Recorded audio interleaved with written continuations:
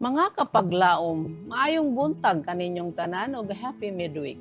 Ang atong hilisgutan karong Marso 26 giuluhan og bisan ang maayong mga higala makaabot ngadto sa dakong panagbingkil. Ang atong teksto makita sa buhat 15:39 og mahitabo kanila ang dakong pagkasok-anay nga tungod ni ana na nagbulag sila. Si Bernabe dinala si Marcos uban kaniya. Kapaglaom, kung tanawon si Pablo o Barnabas, sama sila sa hingpit nga kupunan sa Ebanghelyo o perfect evangelistic team.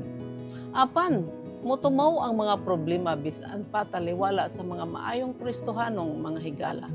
Mao kining nahitabo kang Pablo o Barnabas sa ilang panagbingkil mahitungod sa katakos ni Marcos alang sa ministeryo. Ang resulta, ang matag usa kanila nagkabulag sila sa ilang dalan nga nagpakita sa ilang panagbingkil.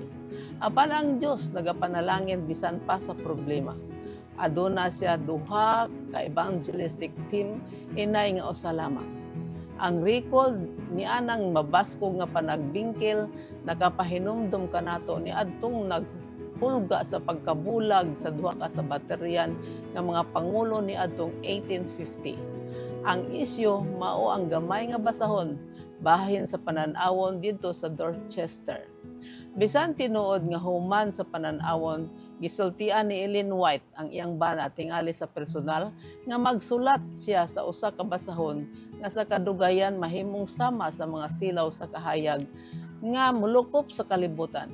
Si Bates adunay iyang kaugalingong panan-aw sa topiko. Ang magulang nagbati sa pagkasiguro nga ang mao nga basahon makakuha og daghang salapi nga kinahanglan moadto sa pag-ebanghelyo og si White sa laing bahin. Naghuna-huna nga ang salapi giusik-usikan sa ubang mga bahin nga unta magamit sa pagsuporta sa pagpatik og dugang nga kopya sa basahon. Si James nagsulat nga nag-ingon, si Igsoon Bates nagsulat kanako og usa ka sulat nga nakapasakit kanako sa walay sama. Ana ang na ako sa kainit sa hudnuhan sa pipila ka mga adlaw may tungod sa lulan nga akong gibati may tungod sa gamayng basahon. Apan ang sulat ni Bates nagpasamot sa akong gibati og lulan nagkadugang og kabugat kanako og ako kining giundang sa hangtod.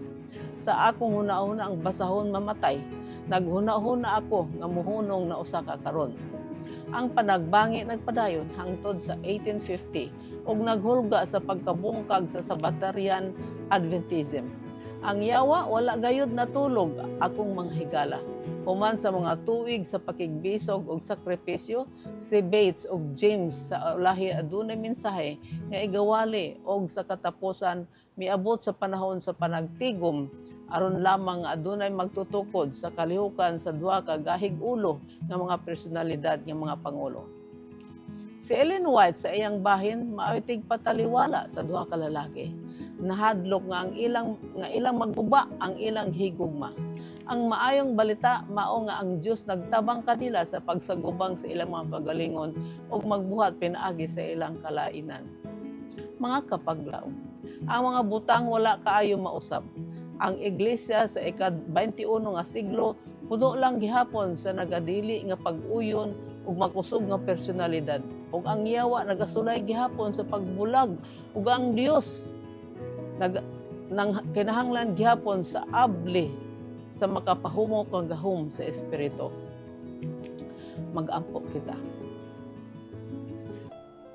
Diyos ug may gugmaon namong Aman sa langit.